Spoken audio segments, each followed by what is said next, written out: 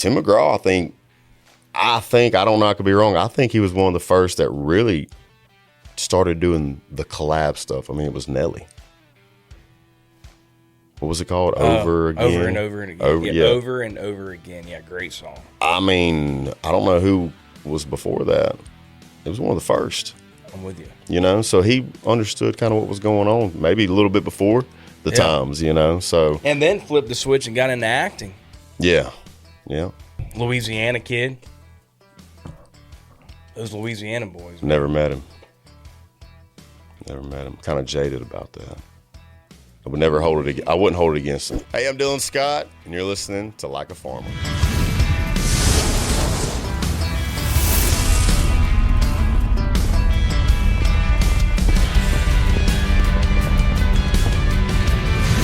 Hey, y'all, it's Pat. Welcome to another episode of Like a Farmer. Hey, every single Wednesday, why don't you youtube.com, type in Like a Farmer, see who's on the show this week. Today, Dylan Scott. I was talking to Dylan before the cameras came on, and every time I'm in Nashville, I see a banner with his face on it saying congratulations, so he's doing something right.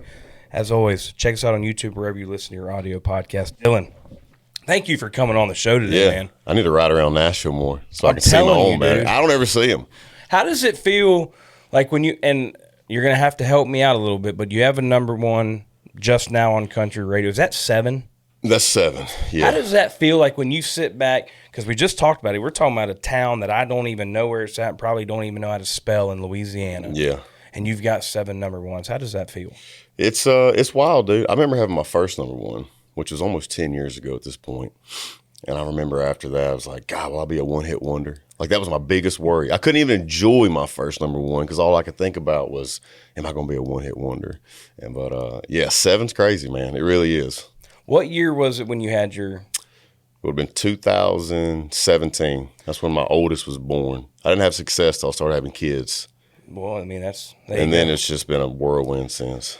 So when you think about it, and it's good to have, the one thing I love about this show is I try to get everybody on the show, especially the young cats starting the music now, to some of the veterans. I mean, you've been doing it for a while now. Yeah. When you think about country music as a whole and it changes every single day. I know you've seen it more than anybody. How do you stay in the trenches of being just relevant? Obviously, there's social media going on right now, new people coming into the music, but staying relevant in this day and age, whether it's technology, whether it's the consumer listening to the music, how do you stay relevant in country music? Yeah, I don't know a good answer for that, to be honest with you. I mean, I don't know. I mean, I look around, I see what's happening. I stay educated to what's going on and understand what's going on. I mean, there's think about it this way.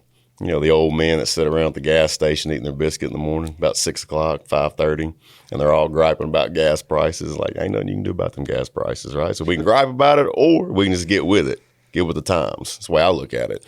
So you got to stay true to who you are, for sure. And I feel like we've done a good job of that. But I don't know, man, just as far as staying relevant, just seeing what's going on, seeing what the younger generation wants while seeing what the older generation wants and trying to mix in both. And that's what's cool, I think, about country music right now.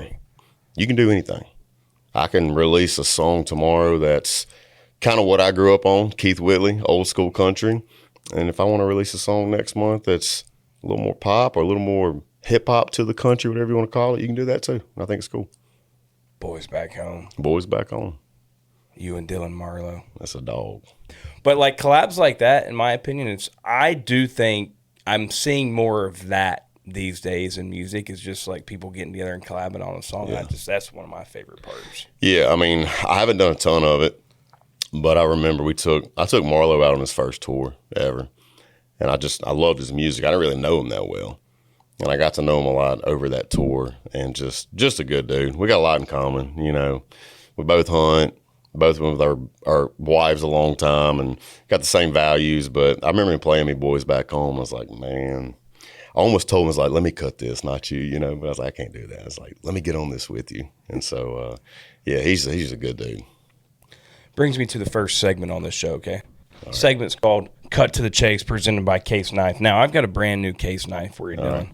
Right there. It's for me? Oh, yeah, it's for you. My little boy's going to love this. Man, I'm telling you, every time we do that segment, there's always a story about, because my grandfather's got one huge case knife collection. It's one of those things where if he got his blue jeans on, he's got a, I just think every boy growing up should have a knife. Absolutely. But what is a song, whether you had the opportunity to do it or you wish you did, that you wish you would have cut? Oh, man, several. I remember, I can't remember the name of it, but there was a song Joe Nichols did years ago. Now, you got to understand, I've been in town 15 years, almost 16 now. So this was probably, this is before I had any success. I had this song, and I was going to cut it, and Joe Nichols came, and he wanted the song. I was like, well, it's Joe Nichols, they're going to give it to him, and he had a big #1 with it. I forget what it was. I need to look it up, see what it was. It was a great song. Do. It was a big hit for him. A song I wish I could cut. Just go to Dylan Marlowe's album and just listen to all of them. I mean, kids got them. So, and he's got the 80 acres going on now. Yeah, too. I mean, he's got it, man. He's a superstar. When you mentioned that, the Joe Nichols thing, is that how? Educate me a little bit. When if you have multiple people wanting to, is it kind of a veteran to rookie status type of deal? Pretty much, yeah. And I An get etiquette it. thing. Oh, I get it. absolutely, I yeah. mean, hey, at this point, I mean, Joe Nichols he had the hits. He was coming back to back with them. And, I'd heard this song and loved it, wanted to go record it. But, I mean, hey, I'd had no success yet. Yeah. So I get it. And he had was Joe Nichols Broken Heartsville? Yeah. Dude. Oh, yeah. I just remember back in the day when you could turn on like CMT and watch all the music videos. Oh, yeah. And when that one came on, such a great song. When you think about where you grew up in Louisiana, how you grew up, that small town feel, how was that when you think about how you grew up, the values that you learned to the success that you have today? Is there any type of strategy there of like, man, this is how, whether it's work ethic, whether it's never giving up, what have you learned growing up that way that learned to your success today? Yeah, I mean, my dad was a welder. My dad lived here in Nashville, actually, in his 20s, doing exactly what I'm doing now, trying to. Ended up playing on the road with guys like Freddie Fender back in the day and doing the deal. Yeah. But he gave it all up. I don't know, he's probably 28 or 29, left Nashville, went home to Louisiana and met my mom and married her, had me. So my dad started welding, worked his way up in the construction field. My mom worked at the church. So, I mean, I grew up in a household, we didn't have a lot of money. I didn't realize that at the time as a kid. But they made it seem that way because, I mean, hey, we always had what we needed kind of thing. We didn't have everything we wanted. Didn't have the brand new Z71 like my buddies had, but we had everything we needed to get the job done. But I don't know, man. I had a good mom and dad and just, grew up hunting with my dad. I grew up hunting with my granddad, going to church. Mom took us to church. And, yeah, I mean, I've been dating my wife since I was 15 years old. So just between all of that, I never got off into some crazy stuff, And then when I look at just who I am today and how I'm raising my kids and what keeps me sane in this business is probably a lot of just the values of how I grew up and just sticking to who you are. And, hey, no ands, if, or buts about it in this business. I'm going to be who I am. I mean, what you see is what you get. No smoke and mirrors. And if it all went away tomorrow, I'll go work at Tractor Supply if I have to. It's just part of it, So, I don't know, man. It's where I grew up, little small town, stuff like this ain't supposed to happen. So I still, even though we've been doing this a long time, we've dug our way through some trenches to even get where we are. We fight and clawed. I'm very grateful for what I do, Being with your now wife since Yeah. you're 15. Well, it wasn't wise we were 15, Yeah, but yeah. you know what I'm saying? Yeah. The distractions that you can have in country music, and for y'all to have, met at 15 or whatever, Yeah. and then be married with the 3 kids. Now, dude, hell yeah. Congrats to Yeah. that. I think that alone is a huge accomplishment. Yeah, that you no, don't see a absolutely. ton She's of. hot, too. That's also a win, Absolutely. That's what I'm saying, yeah. I don't know why she stuck with me, but Yeah, outkicked your coverage. no doubt.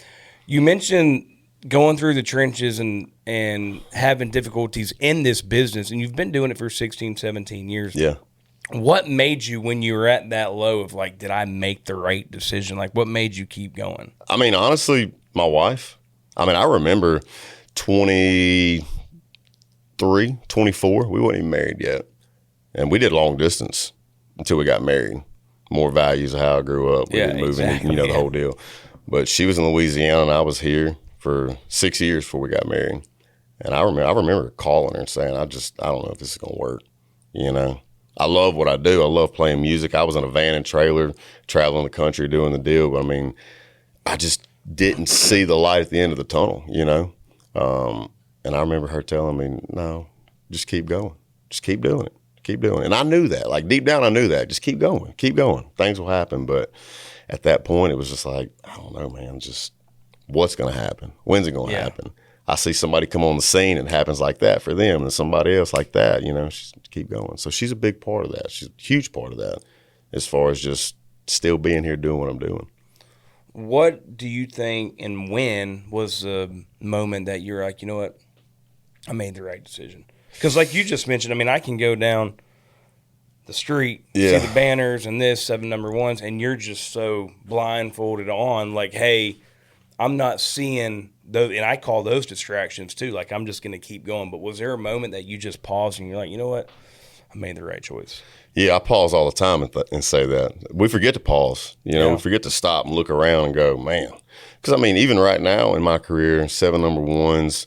Yeah, there's a lot of things I still want to do, a lot of things. But if I was to stop right now and go, all right, have you done it? Dude, I've done everything.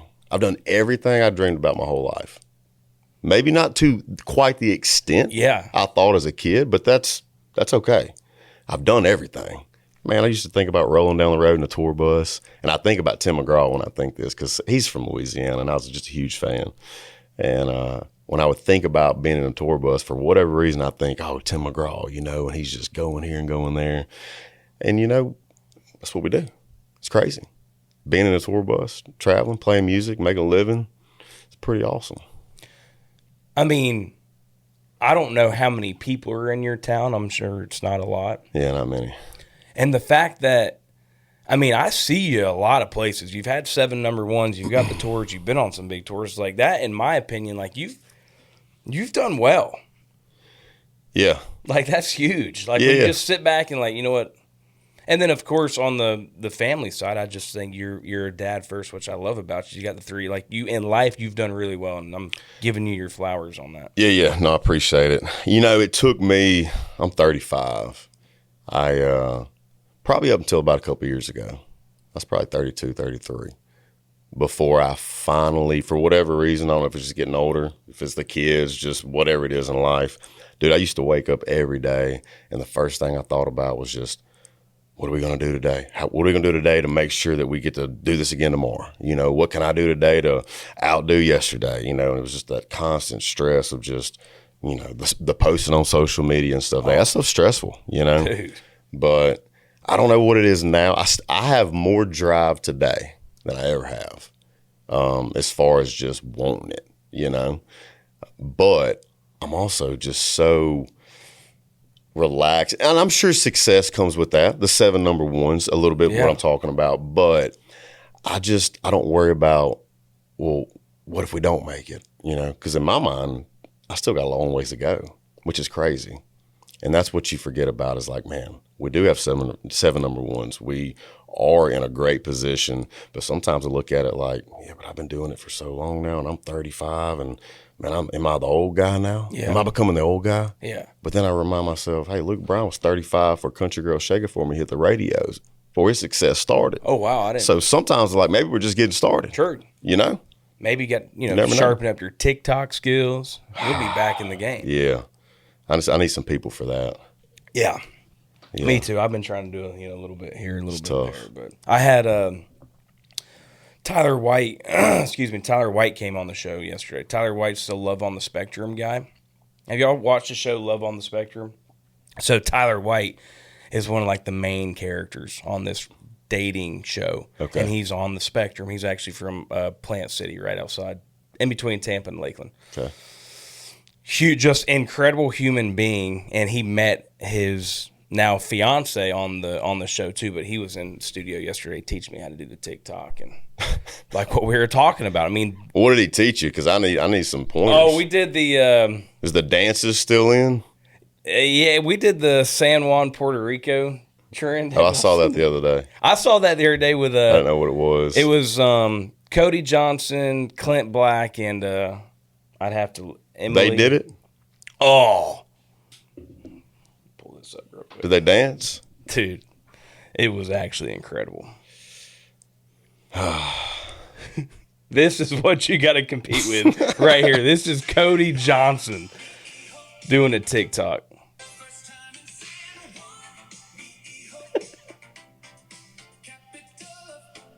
All right. Well, if Cody Johnson can do it, I can do it too, you know? Exactly. Yeah. That's the part I struggle with. It's like, am I too old to do that stuff now? You know what I'm saying? I don't think so, man. I think that was Clint Black doing the TikTok. I asked my wife the other day, can I still wear my hat backwards? You know what I'm saying? You know, I'm with you. I remember when I wore my hat backwards as a kid, my dad was just like, it's just a kid thing, wearing your hat backwards. Now that's all I think about. But I asked my wife, can I wear my hat backwards still? She's like, well, yeah. I don't know. What was the decision like when it came down to actually moving to Nashville? There was never really a decision. I'm telling you, but I guess because of my dad living here and how I grew up. I mean, we grew up with music in the house. My little brother's 3 years younger, and he plays guitar and sings harmonies, plays in my band. Oh, so it's in the family. Yeah, I mean, my whole family, my dad's brothers. So my mom couldn't sing to save the world, but her dad was a steel guitar player, her brother a guitar player. I mean, it was all in both sides of my family. So I didn't know any different when I was a kid. I heard stories of dad living in Nashville, and hey, I was going to live in Nashville. I didn't know where Nashville was, but that's what I was going to do. Got to write a little book in 4th grade. We all did.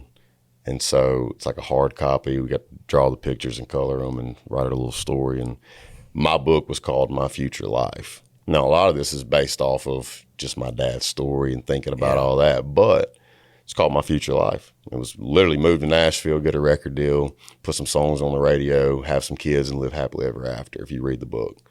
And I mean, I have pretty much lived the book. You've done that. Yeah. We should make that a book. Yeah. Do you still have the book? Oh, I got the book. Yeah, I got the book. As far as the decision, I mean, I just always knew I was going to, you know. When I was 16, I really started coming to Nashville quite a bit throughout the year, 16, 17. And then when I was 18, I was a senior in high school. I missed like 6 whole weeks of school. My senior year of high school, on and off. How I even graduated, I have no idea. Same. But I actually got my record deal into my senior year of high school. So I didn't get it. I had 2 offers already coming out of high school. So when I graduated, I signed my record deal and I moved straight here. Didn't know anybody. Never been. I mean, Nashville wasn't as big as it is now, and it's still not big compared to most cities. For sure, yeah. Getting there. But I mean, it was even smaller, but in my eyes, I'm just like, where am I at? You know? So when I say fought, grinded, clawed through the trenches, I mean, literally moved here not knowing a soul, basically, and just having to meet writers and other artists and people in the business and just get after it. Hey, y'all, it's Pat, and I'm excited to welcome Ducks Unlimited to the Like a Farmer podcast. Your hunt starts with healthy wetlands and associated habitats. From the Alaskan wilderness to the Atlantic flyway, across America's Great Plains and down the Mississippi Delta, Ducks Unlimited has been protecting and restoring habitats for nearly 90 years. But their work is far from over. They need our help to reach the next 1,000,000-acre milestone and ensure waterfowl for generations to come. DU volunteers and supporters have led the charge to fill the skies with waterfowl today, tomorrow, and forever. Why don't you come join the team that's making a real difference? Ducks Unlimited is powered by people like you. With your help, they can continue to raise funds that drive wetlands conservation across the whole continent. Whether you are out selling tickets, securing donations, or finding that next sponsor, they have a role for everyone. If you want to join today, visit www.ducks.org/volunteer. Ducks Unlimited, conservation for a continent. When you mentioned a couple offers out of high school, was it one of those things you put in the hats and figure out which one you want to go with? Like, Pretty much. I mean, it's... Yeah, my decision, I mean, At that age, I mean, I didn't know anything, but my decision was the other label that I had an offer from, they were more suit and tie. Yeah. And, that's not Dylan Scott. When I walked down the halls at Curb Records where I'm at now, it was just more laid back and people in blue jeans kind of thing. Backwards hats. Backwards hats. I'm going to go with them. The 7 number 1 hits obviously is a huge accomplishment, but when it comes to a lot of your songs, is it real life situations on you writing them? Yeah, for the most part. I try my best to. Yeah. That's a struggle I have is when I hear a song, even if it's a great song, if I haven't lived it, it's really hard for me to sing it sometimes in my head because, I mean, I feel like, from my perspective, when I'm on stage singing a song, I need to be singing about what I've experienced and what I've done in life. Now, I don't think you have to because that's not what it's about. It's about a song that just anybody can relate to, And that's a conversation I've had with my wife a lot. Several people are like, man, can I sing a song even though I haven't lived it? And they're like, yeah, you can because people have lived that. But it's still really hard for me to do that. But I try to write most of my music, but there's too many great songs in this town, too many great songwriters in this town to ignore it. And so it's about 50-50 what I could. And the reason why I asked, I live vicariously through your social media. And you get the comment like, oh, country music, so they must hunt and fish and drive a pig. And it's like, yeah, that is what happens. But just because you can see how you live your life off of the stage is what you sing about. I think that's really cool. Yeah, and that's what's worked for me. And look, everything works different for everybody. But I guess because of just what I do show on social media, which is everything. I show everything, but it's a lot of kids, it's a lot of wife, a lot of just working on the farm or whatever I'm doing. And so I think because of that, I show that when I sing a song about that, it really clicks. I mean, I've put some music out that I thought would be, was really cool, but it didn't really click, didn't really work like the others did. And so that's why I really try to stick to what I've lived, where it's relatable. And I think really, in my opinion, more than any other time, it is very relatable. Yeah. And it's that lifestyle that we talk about all the time. Everybody now wants to be able to get outside, learn how to shoot, learn how to catch a fish, drive a pickup truck, wear boots, even if they're not from that, which I think is awesome. And you're getting more fans into this genre. Why do you think that lifestyle is getting so popular now, though? I don't know. I don't know what it is. Outside of Yellowstone, obviously. Yeah, I mean, there's a lot of factors to it, right? A lot of factors to it. I mean, everything comes in waves. Everything's cool, and then all of a sudden it's not cool. When I moved to town, I mean, the bro country stuff wasn't really happening yet, and then it happened, and then it phased out, and I think it's coming back. It's got to come back. And you just go like, well, how's it coming back? What's making it coming back? I have no idea. I don't understand the phases and the waves of the business at all, but I think it boils down to just, honestly, the younger generation. I mean, think about it. The kids who, if bro country came back right now, the kids who are in high school or graduating high school going to college that'll be obviously listening to this stuff, when they were babies when bro country was big. Totally. They don't really remember it probably. So it's new to them. So Totally it's just kind of the way it works, And then when it does come back, because, I mean. And look, it's got to happen. They call it bro country. That's good stuff to me, but. I think it's great. And I grew up listening to, my hero is Keith Whitley. Like when I moved to this town to be the next Keith Whitley. Old school country stuff. Yeah. Couldn't do it though. I would have never made it. It ain't like now. Like, why do you say that? Just wasn't the thing. There was no traditional sounding country music on the radio or people listening to when I moved to town. I mean, just wasn't happening. And so. That's a great point. Now you can do it. I mean, people do listen to that. The younger generation listens to that. They also listen to the stuff with trap beats in it. Yeah. Which is awesome too. That's how I grew up listening to music. My main genre was obviously country music. I listened to it. But man, I'd go from a Keith Whitley song straight over to Lil Wayne, T-Pain, back over to Tim McGraw, George Strait. I don't know. I'm with you. But yeah, when I moved to town, couldn't do it. And so now you can. I mean, I think Zach Top's amazing, you know, and I think it's really cool. You can have Zach Top, and then you can have another artist that's doing some way pop or way whatever else. And I think a good song is a good song. Just rock and roll with it.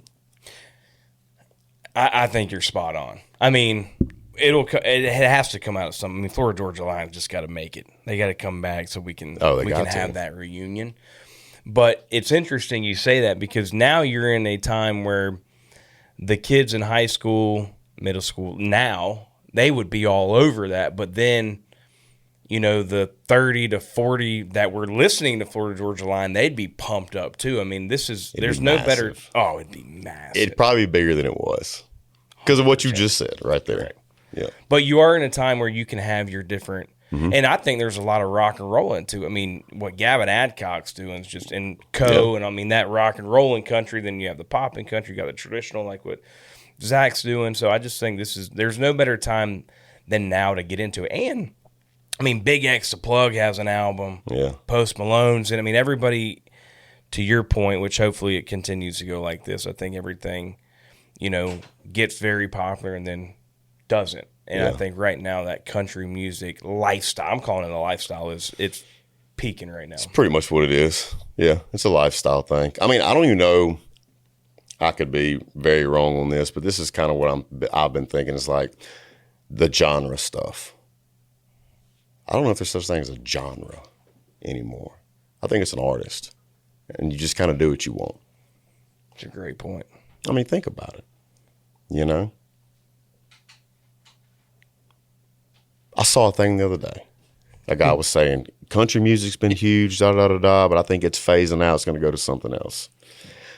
No, I think it's just going to be the country artists are just going to whatever genre it needs to sound like. Because somebody was like on that, it was a podcast as well, and somebody's like, yeah, I think it's going to go back to rock again. I think it's just going to be more of the country music world, maybe sounding a little more rock or a little more bro country. I think that's what it's going to do. I don't think the genre thing. I think it's the artists can do whatever they want. We could put out a song tomorrow that sounds, I can't do heavy metal. My screamo voice isn't there. Yeah. But I mean, Hardy we can do it. Yeah, Hardy can do it. That's what I'm saying, though. But to your point, like what Treaty Oak and some of these other, that's a great point. You know, so I mean, I do believe in genre and I do believe sticking to true to who you are, but I think it's more, like you said, it's lifestyle than genre, you know. We play a game on this show. You cool with that? Kind of games. It's called Give 'Em the Boot, presented by TECOVAS, all right? Okay. I've got a brand new pair of TECOVAS for you, Dylan. Come on. There's a few questions in this boot. All right. You can give one of them the boot, meaning you don't have to answer it. Okay. Which then means you only can give one of them the boot. There's 4 of them in there. So if you give one of them the boot, that means you got to answer the rest of them. Okay. Or you can answer all of them. How many questions are in here? There's 4 of them. They're 4 not of them. that bad I can give yet. one the boot. You can, but that's no fun. But you can give one of them the boot if you like. Here we go. Stupidest thing you have bought after a big hit. Whew. You've had a lot of them now. Yeah. I've never really just went off on like a big buying thing, right? Stupidest thing I have bought. I don't know, man. Some days I bought this watch, and some days I look at it and go, why'd I do this? But it's cool looking. Yeah. That's probably the only thing I've ever just, after a hit, when I'm fixing to buy something for myself, like something big. Yeah. But I built this watch when I was in my early 20s. I'm not a watch guy. Yeah. I know nothing about watches. I just know I always wore a gold watch. I was like, I want a Rolex one day. And so finally about a year and a half ago, after, I forget what song it was at this point, but I was like, I'm doing it. I'm buying it. And I had so much guilt after buying it. I was like, why did I spend this much money on a watch? This is the stupidest. I lose everything. Everything. I'm like, I'm going to lose it. I know I'm going to lose it, but I didn't. Sunglasses for me, I lose it. Oh, I got like 7 pair, but I don't know where they're at. None of them. See, the issue with Dylan is he's been so mature for long, and he's had his wife for so long that you've never had the opportunity to do something stupid, you know? Well, I tell people all the time, it's like, and this is, This is no knock. I mean, Yeah. at all. I wish I could do stuff like. I wish I could go to Broadway and get wild. And I don't want to throw a chair off a balcony, but you know what I'm saying. Like I wish I could do stuff like that and get away with it, but I can't. If I did that, man. Me too. If I did that, people would be like, "Ain't that the dad that shows his kids on the tractor and stuff? Like, what's he doing?" You know. So I took all the time. I was like, man, these social outlets don't want to post about me. What are they going to post? Dylan pushed his kid on the tire swing again this weekend. You know. So Hold on, can we go to Broadway after this and just see what would happen if we throw one off? yeah, but then I get to think, it's like, man, I'm gonna hit somebody and kill somebody. It's like, man, That'll be all. oh Yeah, God, that's it's terrible. Yeah, it's terrible. What is your best hunting story? Also, let's hear the turkey call. My best hunting story, I can't really tell. That's the best one. Can't tell that one on the microphone, but it's nothing bad. Yeah. No outlawing or anything. Yeah. When I was a Nothing kid. illegal. No. Statute of limitations over with. Anyway, best hunting story. Probably this past year, my little boy, back to the kids, here we go. This is what I'm talking about right here. He's 8 now. So last year he was 7. He was still at the phase where I want to go hunting, Dad. I want to go hunting. But all he would do is sit there on his iPad and then, hey, when we leaving? This year, different story. He was Zoned in, Yeah. locked in, no iPad, just all about it. And so I love hunting. Like, that's my passion. That's what all I want to do is hunt. And so I've always thought about it. It's like, man, my boy's going to be old enough one day and I'm going to have to take him hunting and it's going to take away from my time hunting. And it's like, golly, I better get it in while I can. Well, this year, when I started taking him hunting, I saw how locked in he was and just all about it. We hunted hard. And I asked him in the beginning, I said, your first deer, I said, what do you want? What do you want? He said, I want a big buck. I said, okay. Be sure, because you're going to hunt for it. We're not going to just go and just shoot anything that walks for your first deer. He's like, I want a big buck. And we hunted for a month straight. Every day I was home, we'd go. And we'd pass does and smaller bucks. I said, and he'd be like, can we shoot it? I said, no, you said you wanted a big buck. We're going to wait for it. And I had some big bucks on camera, but they wasn't showing. And finally we did. And I've got my home farm. And then I've got several other farms around the Nashville area that I hunt that are permission farms, and we was hunting all of them. And he killed a big buck on the home farm, which was really, really special to me. And I don't know, just an awesome moment. Because I remember when I killed my first deer, my dad bloodied my face, and you got the pictures and stuff. Yeah. And it's like, dang, I just did that. I got to bloody my kid's face and do the thing. So that's probably my favorite hunting story. That's right cool. there. Yeah, killed his first turkey this year too. So.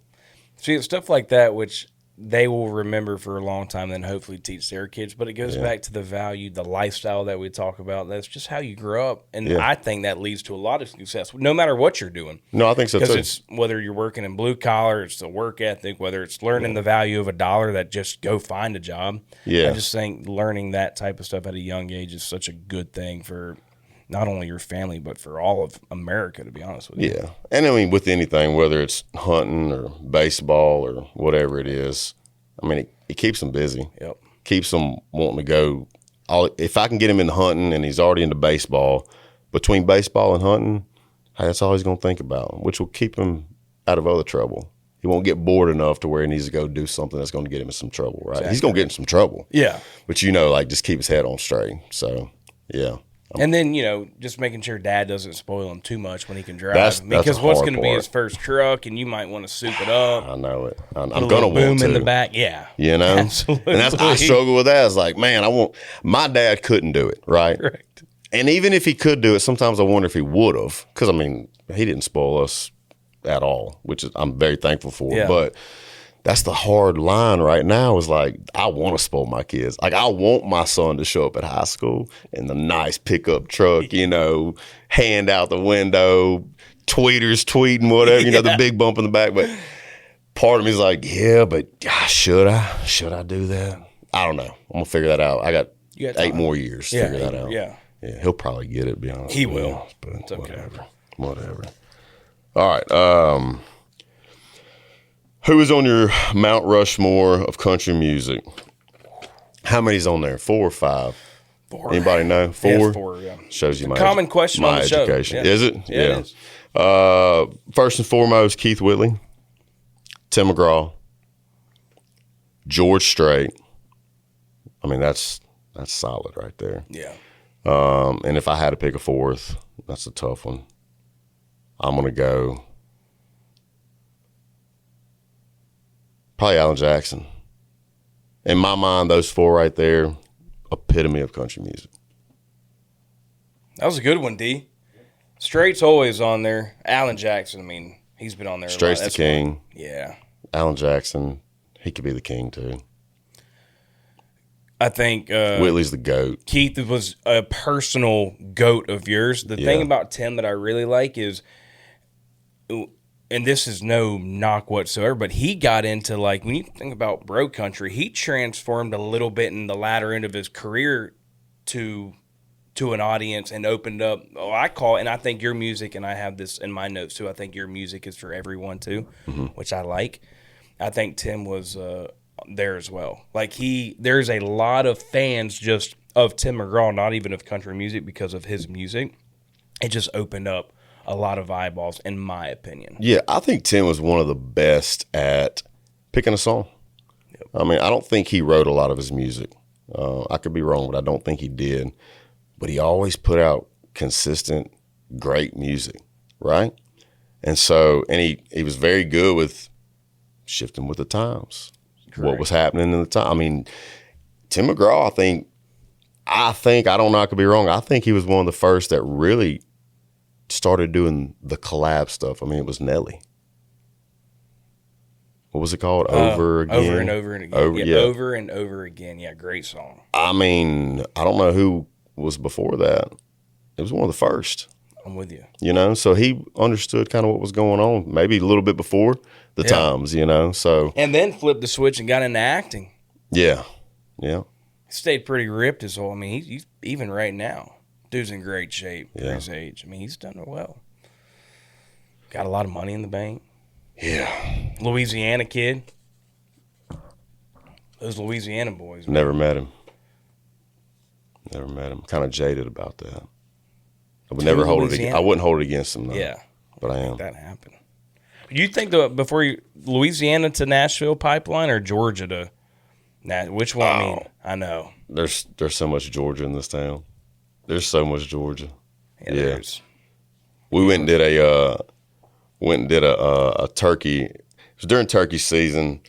We did this competition, and it was me and a buddy of mine who's from Louisiana, but he's in the Buck Commander stuff and whatnot. And he called me up. He says, "Hey, let's do this turkey competition." I think Aldine was putting it on with some guys and a bunch of Georgia guys. And so I said, "All right, let's go do it." And we went down there and we won it. And I got up there and gave me a little speech after we won. I said, "Man, it sure feels good that Louisiana beat a bunch of Georgia boys today because we don't get many of these wins." Yeah. Them Georgia boys, man. Biggest complaint as a country musician. Complaint. Man, I don't know. Not really any complaining. My biggest thing for the longest time, this is what I struggled with, was once I had kids, just all the being gone. But that's not really nothing against being a country musician. That's just what we do and being gone and whatnot. But Thomas Rhett put it in good perspective for me. I asked him one night a couple years ago, we was playing Cheyenne Frontier Days. I said, "Man, you got a bunch of kids." I said, "How do you do it? How do you not sit on your bus and just not think about being home all the time?" He's like, "Well, I do." He said, "But think about this. The dad who's working just whatever it is, a regular 9 to 5, what they call it, man, he's usually out the door before they wake up. And by the time he gets home from work, he gets maybe 2 hours. And in those 2 hours, I mean, he's done put a day in. He's tired. He may have to go out and mow the yard and do other stuff as well. So, yeah, he's home every day, but he's only getting an hour, maybe 2.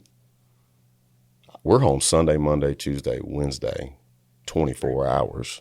We're only really going Thursday, Friday, Saturday. So he put it in that perspective. It's like, man, we probably spend more time with our kids and our family and friends than a lot of people.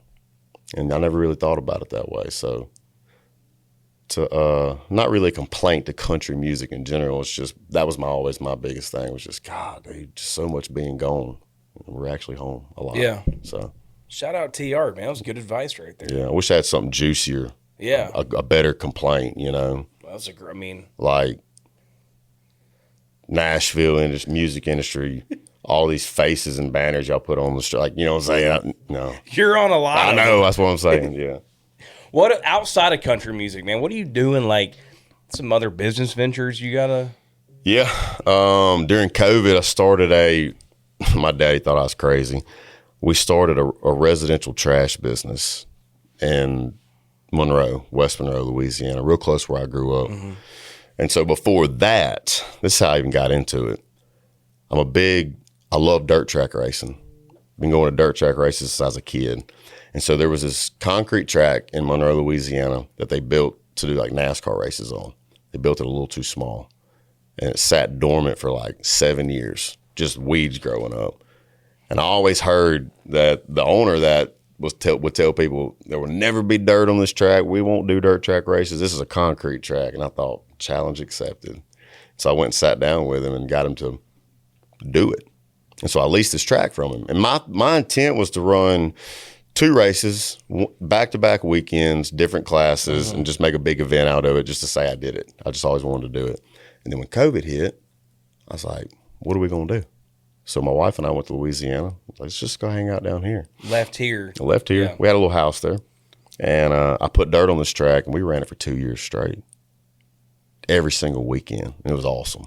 But because of that, a buddy of mine who's a little bit younger, he was friends with my first cousin growing up. He was working offshore. He was laid off. Hey, he was coming out there and helping me every day and just a go-getter. And I knew it since I knew this kid when we were 15 years old. I was like, this kid's different. He's built different, And so he was out there helping me, and we was talking about the trash, the garbage, the waste around the area. Your big dogs, Waste Management, Waste Connections were in there. And, a lot of people complain about it because where I'm from, a bunch of rednecks who, hey, we don't want to put our Amazon boxes, crush them up, or take them to a recycling plant. We just want to throw it next to the trash can, let somebody come pick it up.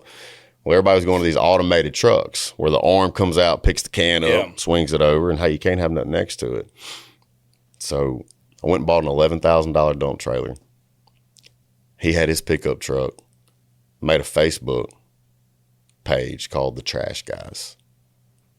I told my daddy, I was like, we're fixing to start a residential trash business. He's like, you're crazy. It'll never work. He wasn't being negative. He's just like, man, you got these big companies in here, And dude, it wasn't a month into the thing, this little town over, they had like 200 residents in their town. Like, man, give us a bid. Like, let me give you the contract.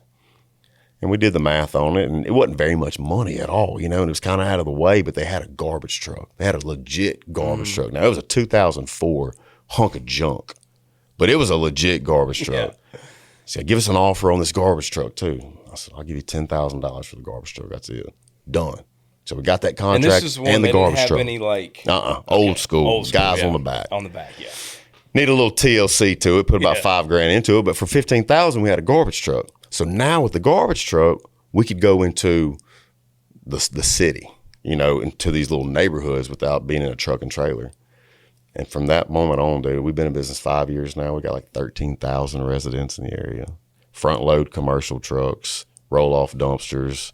Who's running it? I mean, we're pushing like 40 employees right now. It's crazy. My buddy Jordan, who was working offshore.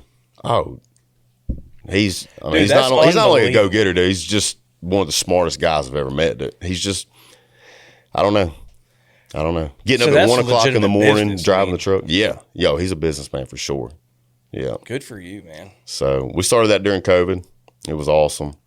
And then I got a little coffee shop with my brother, my little brother, my lead guitar player. Here in town? Yeah, right outside of town in Hendersonville. He's big, and man, him and his wife, they love coffee. And he's always just been that guy, like, he knows his coffee. And we was out in L.A. a few years ago, and we walked in this coffee shop. And it was a really cool coffee shop, and I'm looking around, and he's in there doing his thing. And I said, would you ever want to open a coffee shop? And he goes, I'd love to open a coffee shop. I was like, let's do it. He's like, you serious? I was like, yeah, let's do it. And I'm the type, once I get something on my mind, it's on my mind. Yeah. Like, I want it then. Let's go do it. And so, we did. We opened it up, and he's had that going, and it's rocking and rolling. He's roasting his own beans now, which is going to take us to a whole different deal. Absolutely. You know, so, between the coffee and trash and music, it's kind of all I got going. I don't really want anything else. Yeah, you're good right now. Yeah. Kids, that's a business too, Exactly, Yeah. What's coming down the pipeline that you're looking forward to, man? Yeah, just this year a lot of music. We started releasing a bunch of music back in 2023. Before 2023, I would release like one song a year, which is the song that went to radio. Yeah. And then every couple usually it would be years, number one, but yeah. Yeah, but it would take a year for it to get there. And so for a whole year, it's one song. Well, you can't build a career on one song a year. 10 years, you'd still be playing small places here and there. And so we started releasing more music in 23, which just skyrocketed things for us. We was releasing songs about every 8 weeks. And it was a good model. And then I released an album last May and kind of sat back a little bit. It kind of wore me out, the whole releasing the album thing. And but we're getting back on just releasing more music this year, which is a lot less stressful to me. But got some music coming out. I got a song coming out in June, end of June. It's called Dear Big City. Pretty fired up about it.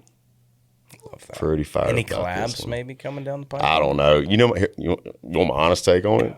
I love collabs. I've tried the collab stuff.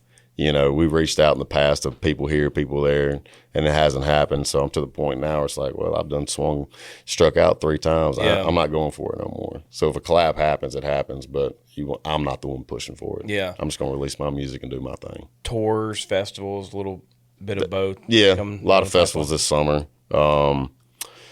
We're still headlining our own shows. We'll open for like Luke and Jason on their stadium stuff they're doing. There's a couple of dates in there that'll be fun, but really just headlining our stuff and building our hard tickets like we've been doing. And the goal is to make enough noise this year with what we've been doing to maybe move up to some bigger rooms next year. So that's the goal. I'm pumped for you, man. I really am. And I meant what I said earlier, like the music for everyone. I do think doing it as long as you've done. Yeah. You've brought in a lot of new fans to the music as a whole. 7 number ones is nothing to laugh about. Yeah. What you do off the stage as a husband and a father is huge, and I appreciate you coming on the show today. Absolutely. Thanks for having me. We'll have to do it again, and maybe we go to Broadway. Well, I was excited. Let's go down there. Maybe we don't throw a chair. Let's just do something. I don't know. What do you want to do? I don't know. We'll see if go break into some cars. Get some felonies. Just to see if we get in trouble or not. Just to test that out. Okay. My buddies mess with me all the time. They're like, "Man, I don't know. We shouldn't do that." I was like, "Wow, well, you could get arrested." I was like, "That's what I need. I need to get arrested." I need to be the bad guy in country music. Hey, I appreciate you coming on the show today, man. Yes, sir. Thank you. And as always, I appreciate y'all tuning in every single Wednesday. Catch us on YouTube, wherever you listen to your audio podcast. And remember, like, comment, subscribe, share, do whatever you got to do to be like a farmer.